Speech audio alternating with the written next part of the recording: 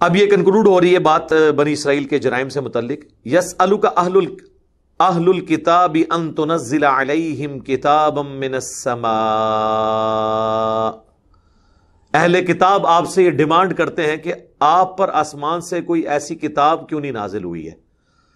وہ اب اس کی انالوجی بناتے تھے حضرت موسیٰ کے ساتھ کہ موسیٰ علیہ السلام کوہ طور پہ گئے تو پتھروں کی سلوں کے اوپر لکھی ہوئی تورات ملی، اور آپ کہتے ہیں میرے سینے پہ قرآن نازل ہوتا ہے. ہونا چاہیے تھا آسمان سے ہمارے سامنے ایسے تختیوں پہ لکھا ہوا قرآن نازل ہوتا ہے انج کر کے، تیسی بھی دیکھ دیں. تو سورۃ الحجر میں اللہ نے فرمایا ہم نازل بھی کر دیتے نا تب بھی انہوں نے کہنا تھا جادو ہو گیا، یہ نازل نہیں ہو رہا، یہ ہمیں نظر آ رہا ہے، ایکچولی نہیں نازل ہو رہا.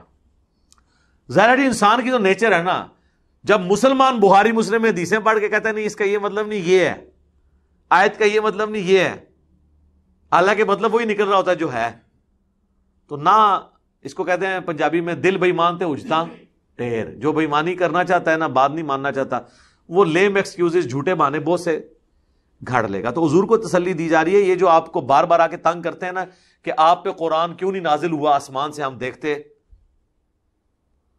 فقد سألوا موسیٰ اکبر من ذالک، تو یہ موسیٰ علیہ السلام سے تو اس سے زیادہ بڑی ڈیمانڈ کر چکے ہیں.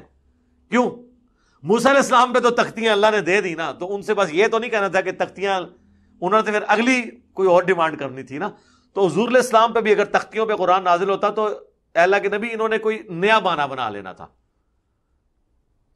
تو یہ موسیٰ سے تو اس سے بھی بڑی ڈیمانڈ کر چکے ہیں. فقالوا ارنا اللہ جہرۃ، کہ ہمیں اللہ خود دکھائیں کہ اللہ کدھر ہے. ظاہر ہے اب اللہ تعالیٰ تو غیب کے پردے میں تو ازما رہا ہے، اللہ کو دیکھ کے تو ساروں نے مان لینا ہے. ویسے آپ مجھ سے پوچھیں تو مجھے تو اللہ کی قدرتوں میں ہر جگہ اللہ ہی نظر آتا ہے، اور نہ ماننے والے کے لیے تو جو مرضی وہ جھوٹے بہانے کرے. اس کائنات میں ہر چیز ایک اللہ کے ہونے کی گواہی دے رہی ہے. تو موسیٰ علیہ السلام سے انہوں نے اس سے بڑی ڈیمانڈ کی کہ ہم اللہ کو خود نہیں دیکھیں گے تو نہیں مانیں گے. تو اللہ تعالیٰ نے اس پہ پھر اپنے غضب کا اظہار فرمایا. فَأَخَذَتْهُمُ الصَّاعِقَةُ بِظُلْمِهِمْ، تو انہیں ایک بجلی کی کڑک نے آ پکڑا ان کے ظلم کے سبب، اور وہ برباد کر دیے گئے.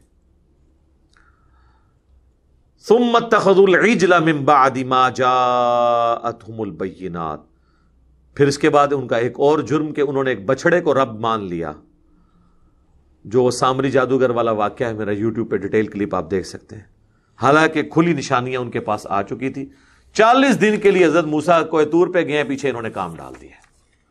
فَعَفَوْنَا عَنْ ذَلِكَ، تو ہم نے اس میں بھی ان کو معاف کر دیا. لیکن معافی کیسے ہوئی؟ وہ سورۃ البقرہ میں آیا کہ قتل مرتد کی سزا کے ساتھ معافی ہوئی. وَآتَيْنَا مُوسَىٰ سُلْطَانًا مبینہ، اور ہم نے موسیٰ علیہ السلام کو واضح غلبہ عطا فرمایا تھا، کھلی نشانیاں عطا فرمائی تھیں. اتنے بڑے بڑے معجزے تھے، اور فرعون پہ ان کو غلبہ بھی دیا.